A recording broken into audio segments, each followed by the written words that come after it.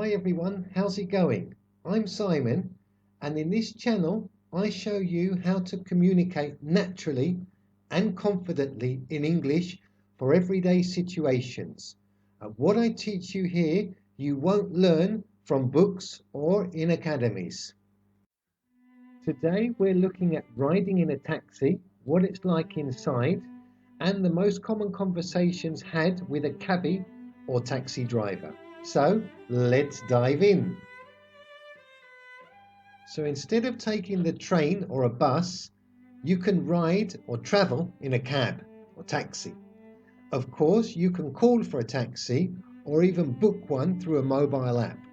Or you can flag down or hail a free cab in the street. If the yellow taxi sign is on, in England that is, it means the cab is available. They don't have a free or busy sign. They're often a different colour and can be marked with the name of the company, or some of them even carry advertising. Hackney carriages, the type of taxi every tourist is familiar with, like the ones we see in London, have a meter to calculate the fare according to the distance travelled. The cabby sits or stops the meter, and the passenger or customer can pay by card or may even have an account with the taxi company. There is a surcharge for ordering a taxi with a child seat, and there is also a surcharge for each piece of luggage, and you'll most probably find that the fare to the airport usually costs extra.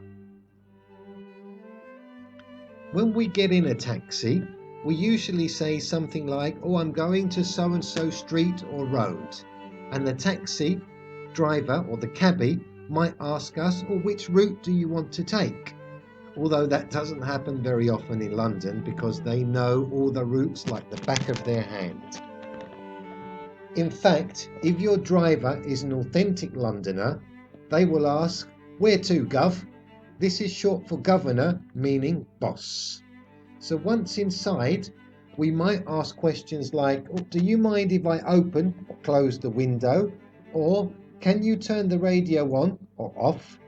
"Can you take the motorway? I'm in a real hurry."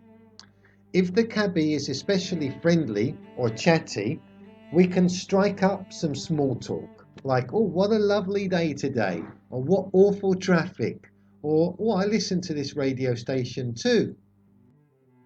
So that's all for now.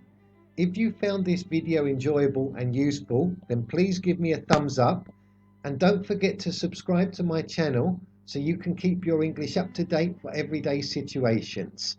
Remember that there's a summary of this video lesson by clicking on more at the bottom. Bye!